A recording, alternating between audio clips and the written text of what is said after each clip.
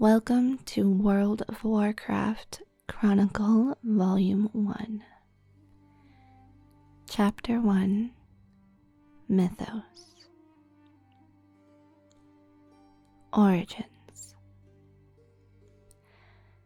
Before life began, before even the cosmos took shape, there was light, and there was void. Unfettered by the confines of time and space, the light swelled across all existence in the form of a boundless prismatic sea. Great torrents of living energy flitted through its mirrored depths, their movements conjuring a symphony of joy and hope. The ocean of light was dynamic and ever-shifting. Yet as it expanded, some of its energies faded and dimmed, leaving behind pockets of cold nothingness. From the absence of light in these spaces, a new power coalesced and came to be. This power was the void, a dark and vampiric force driven to devour all energy, to twist creation inward to feed upon itself. The void quickly grew and spread its influence, moving against the flowing waves of light. The mounting tension between these two opposing yet inseparable energies eventually ignited a series of catastrophic explosions, rupturing the fabric of creation and birthing a new realm into existence. In that moment, the physical universe was born. The energies released by the clash of light and void raged across the nascent cosmos, raw matter merging and spinning into primordial worlds without number. For long epochs, this ever-expanding universe, the great dark beyond, broiled in a maelstrom of fire and magic. The most unstable energies coalesced into an astral dimension known as the Twisting Nether. Light and void collided and bled together at the edges of this realm, throwing it into turmoil. Although tangentially linked to the great dark beyond, the Twisting Nether existed outside the borders of the physical universe. Even so, the Twisting Nether's volatile energies would occasionally tear through the veil of the great dark, flooding into reality and warping creation. The cataclysmic birth of the cosmos also flung shards of light throughout reality.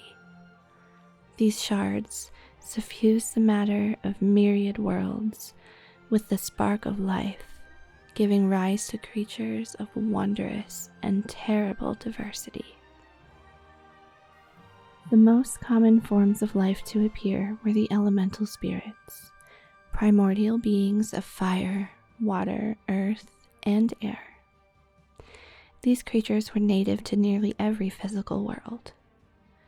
Many of them reveled in the turmoil that held sway over the early ages of creation.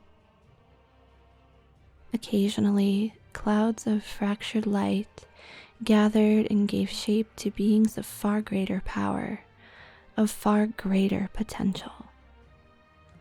Among these were the Naaru, benevolent creatures composed of scintillating holy energies. When they gazed out across the immeasurable universe, they saw a realm of limitless possibilities. The Naaru vowed to use their mastery over holy magic to spread hope and nurture life wherever they could find it. Even more extraordinary than the Naaru were the colossal Titans. Their spirits, known as world souls, formed deep within the fiery core of a small number of worlds. For ages, these nascent titans slumbered, their energies suffusing the celestial bodies they inhabited. When the titans finally awoke, they did so as living worlds.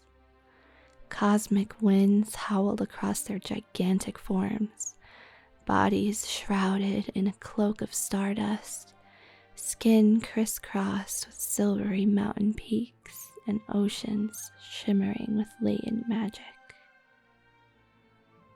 With eyes that shone like brilliant stars, they observed the fledgling cosmos and became enraptured by its mysteries. Whereas the Naru set out to safeguard life, the Titans embarked on a different journey. They wandered the distant corners of the Great Dark, searching for others of their kind. This grand, far-reaching voyage would one day alter the course of creation and shape the destiny of all living things. The Titans and the ordering of the universe. No one knows when or why the first Titan awoke, but legends hold that his name was Aman'Thul. Though Aman'Thul was alone, he knew in his heart that others of his kind must exist. Thus he explored the worlds of the great dark beyond, intent on finding more Titans. His quest was arduous and lonely, but it was ultimately fulfilling. In time, he discovered other nascent world souls.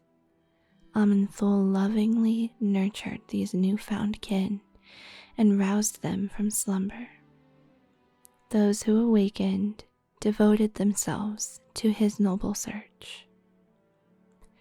Aman'Thul and his siblings later became known as the Pantheon. They were benevolent by nature, creatures aligned with order and stability. The Pantheon possessed a natural affinity to the latent magic in the universe. Fully aware of their incredible power, they bound themselves to a code of temperance toward the civilizations they encountered, even those of the unruly elemental spirits. The Titans of the Pantheon came to realize that order was crucial to finding others of their kind. On each world they encountered, they employed techniques to ascertain whether a world soul was present. The Pantheon would first pacify the world's raging elemental populations. Then they would reshape the world, forming great mountains, fathomless seas, and roiling skies. Lastly, the Titans would seed myriad life forms across the newly ordered world. In doing so, the Pantheon hoped to call forth the world soul and bring it to maturity. Most of the time, however, the worlds visited by the Titans proved inert. The Pantheon vowed to maintain and protect all of these worlds, even those that did not contain a slumbering spirit.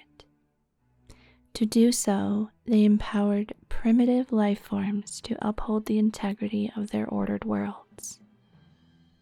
The Pantheon also embedded colossal machines in the surface of the worlds that they had shaped. Through these devices, the Titans could monitor their worlds and purge them of life should their evolutionary paths succumb to disorder. To aid the Pantheon, Aman'Thul called upon a mysterious race known as the Constellar. These celestial beings observed many worlds ordered by the Titans, staying vigilant for any forms of instability. When it was necessary, the Constellar could initiate a fail-safe procedure to scour life from a world in hopes of resetting its evolutionary process. Over the ages, the Pantheon discovered fewer and fewer world souls, yet they remained undaunted. They knew that the universe was vast beyond measure, and even after epochs of exploring the stars, they had only plumbed but a small corner of creation. Unbeknownst to the Titans, malign forces were also hard at work in the distant reaches of the Great Dark. The Void Lords and the birth of the old gods. From the moment the cosmos came to be, dark spirits within the void sought to twist reality into a realm of eternal torment. These entities were known as the Void Lords, and they had long watched the Pantheon and their journey from world to world. Envious of their power, the Void Lords sought to corrupt one of the world-shaping titans into an instrument of their will. To achieve this goal, the Void Lords struggled to manifest in the physical universe. As they did so, their energies seeped into reality, warping some of the unsuspecting denizens of creation. Yet the noble and virtuous titans proved impervious to this insidious corruption. Eventually, the Void Lords moved to exert their influence over a titan in its most vulnerable state, before it had awakened. The Void Lords did not know which worlds contained slumbering titan spirits. Thus they pooled their power and hurled dark creatures throughout the physical universe, hoping some would smash into a world soul. An unknown number of the Void Lord's creations hurtled through the Great Dark. They contaminated mortal worlds and everything else they touched in their blind search for a nascent titan. In time, these wicked beings would come to be known as the Old Gods. Although the Titans were aware that void energies existed in the universe, they had no knowledge of the Void Lords or the Old Gods. The Pantheon's attention was consumed by another, more immediate threat: demons. These ferocious creatures had been born from the twisting nether. Held in the thrall of unbridled hate and malice, they hungered for nothing less than the destruction of all life in the universe. The rise of demons. Just as in the Great Dark beyond, life had also arisen in the twisting nether. The creatures that emerged from this turbulent realm were known as demons. They had been formed as a result of the light and void energies that had bled together at the borders of the twisting nether.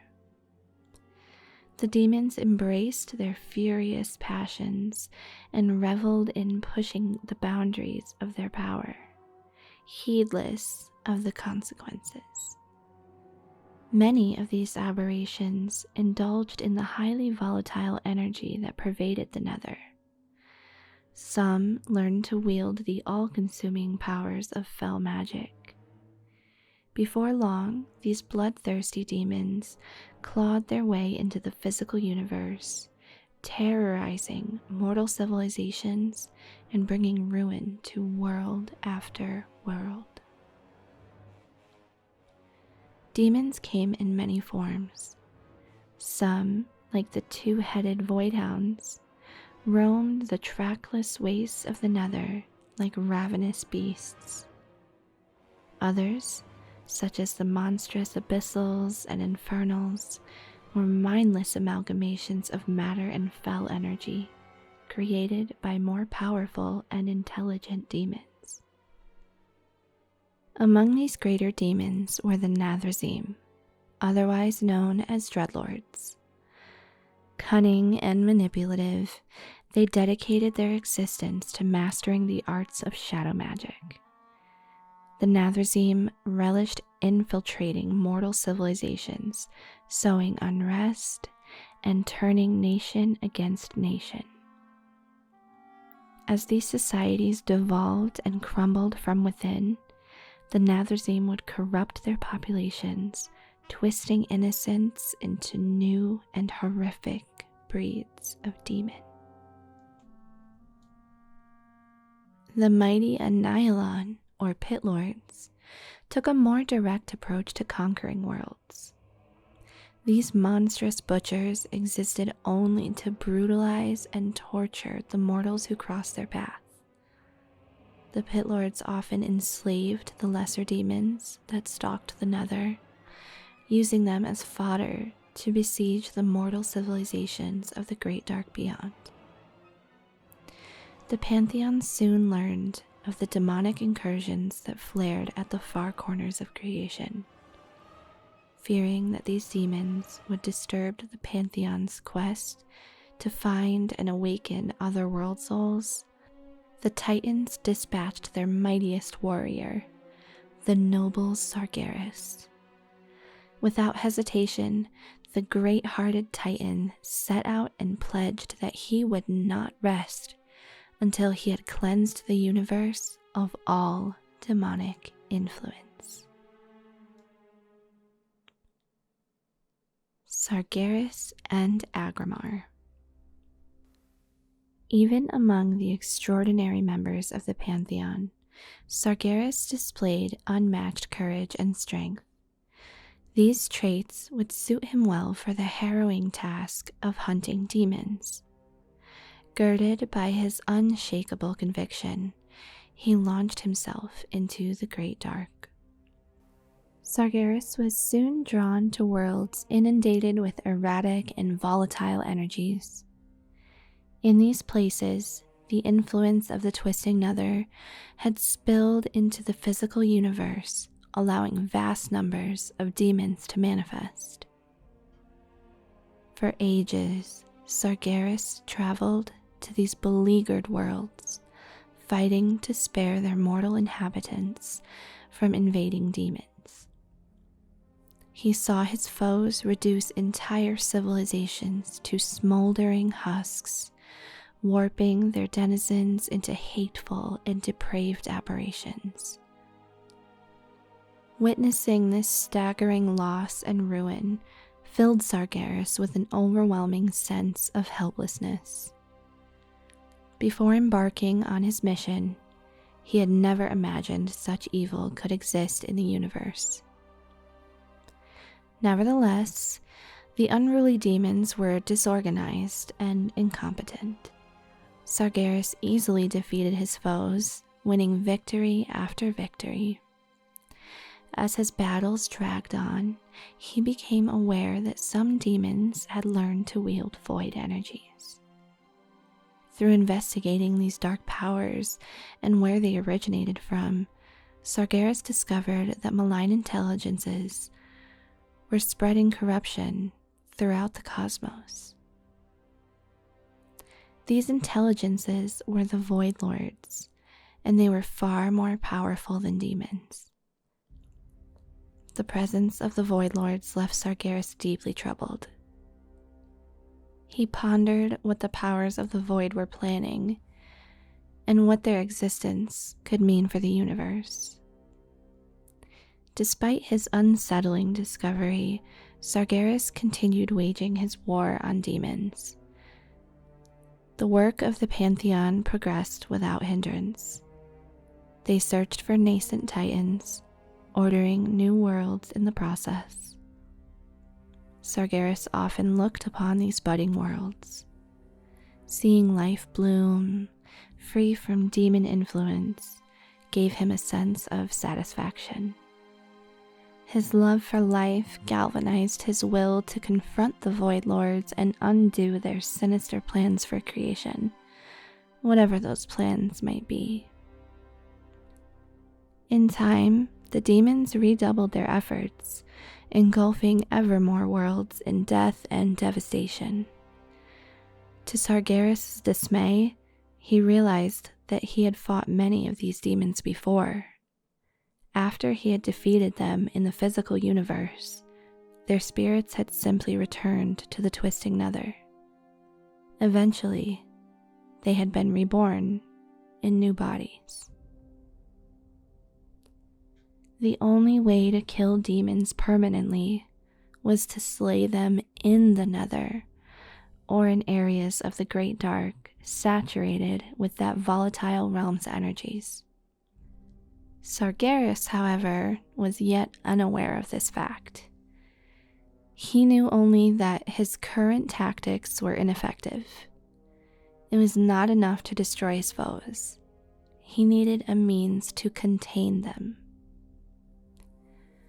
Concerned about this development and the continued influx of demonic activity, the Pantheon sent another Titan to aid their champion.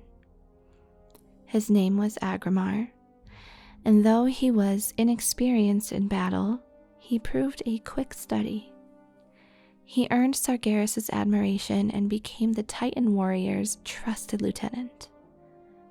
For many millennia, they fought shoulder to shoulder, an impenetrable bulwark against the ravaging demonic onslaught. With Aggramar able to hold his own in battle, Sargeras had time to closely study the properties of the twisting nether and find a way to contain demons. Though he hadn't yet grasped the volatile realm's full scale, he had learned how to manipulate and shape some of its energies. Sargeras used this knowledge to forge a prison within the nether.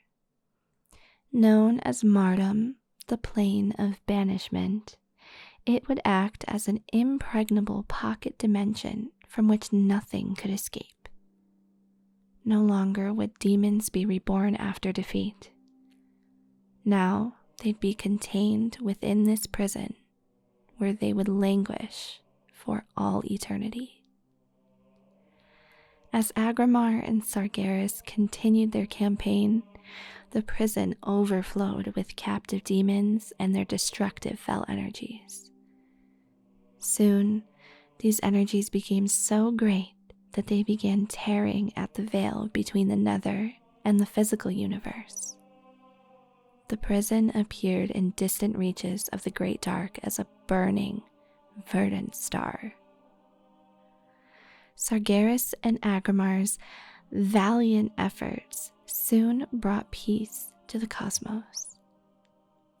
Demonic incursions would remain a constant threat to the Great Dark, but they became increasingly rare. The Titan's world prospered, and life, in all of its complexity, flourished. The Will of the Void. As the Pantheon searched for slumbering world souls, Sargeras and Aggramar continued their hunt for errant demons. The two champions agreed that they could protect more worlds if they worked apart, only calling on each other for aid in times of dire need. Thus, they went their separate ways. It was during this epoch that Sargeras discovered the full horror of the Void Lord's plans. He was drawn to a remote corner of the Great Dark, where cold void energies radiated out from a black and desiccated world. There, Sargeras found enormous beings he had never seen, festering across the world's surface. These were the old gods, and they had embedded themselves in the world and shrouded it in a veil of void energies. With growing horror, Sargeras realized that this was not just any world. He heard the world soul dreaming within its core. But these were not the joyous dreams Sargeras recognized from other world souls. They were dark and horrific nightmares.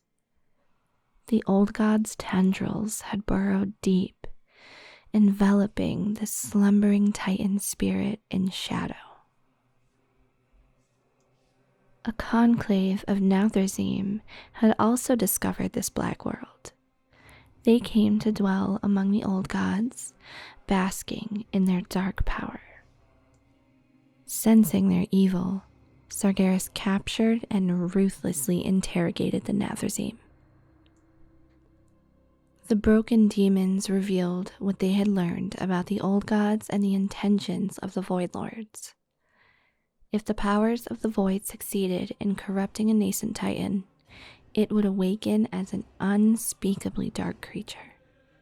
No power in creation, not even the Pantheon, could stand against it. In time, the warped Titan would consume all matter and energy in the universe, bringing every mote of existence under the Void Lord's will. Sargeras, the undefeated champion of the Titans, knew fear for the first time. It dawned on him that just as the Pantheon had been searching for world souls, so too had the Void Lords. Sargeras had never dreamed that void energies could so utterly consume a slumbering Titan. Yet the proof was right before his eyes. Rage and anguish burned through Sargeras' soul. He smote the Nathrezim with a single blow, his fury so great that he utterly obliterated the demons' forms. Sargeras turned his attention to the black world itself. His heart ached with sorrow, for he knew there was only one way to stop the Dark Titan from rising. With a heave of his blade, Sargeras split the world in two. The resultant explosion consumed the old gods and their energies, but it killed the nascent Titan as well. Sargeras immediately returned to the rest of the Pantheon and summoned Aggramar to his side. Before the gathered Titans, Sargeras recounted his discoveries. The other Pantheon members were stunned by what they had learned, but even more so by Sargeras' rash action. They chastised him for so needlessly killing one of their kin. Had he called on their aid, they argued, they could have purged the world soul of corruption. Although Sargeras tried to convince them that what he had done was necessary, he came to realize it was futile. The other Titans had not seen what he had seen. They would never understand why he had taken such drastic measures. Apart from Aggramar, the other Titans had no first-hand knowledge of the Void or demons. They could not fathom the depths of such malice and corruptive power. Heated arguments flared between Sargeras and the rest of the Pantheon concerning how best to deal with the threat posed by the Void Lords. Above all, Sargeras feared that if the old gods had corrupted one world soul, they might have corrupted many others as well. It might be too late to stop them. Sargeras expressed his growing fear that existence itself was already flawed, an idea that he had come to terms with following his encounter with the old gods. Only by burning away all of creation could the Titans stand a chance of thwarting the Void Lord's ultimate goal. In Sargeras' mind, even a lifeless universe was better than one dominated by the Void. Life had taken root in the cosmos once before. Perhaps after the physical universe was scoured of corruption, life would take root once again. This idea horrified the rest of the Pantheon. Ionar, the Lifebinder, reminded Sargeras that the Titans had sworn to protect living things whenever possible. Nothing could be so dire as to warrant systemic extinction. Even Aggramar stood against his mentor, arguing that there must be another way to defeat the Void Lords. He urged Sargeras to abandon this dark plan and reason out another solution. Overcome with despair and feelings of betrayal, Sargeras stormed away from the other Titans. He knew full well that his kin would never see reason, and if they would not help him expel the Void Lord's corruption, then he would do it himself. This was the last time the Titans of the Pantheon would see him as one of their own.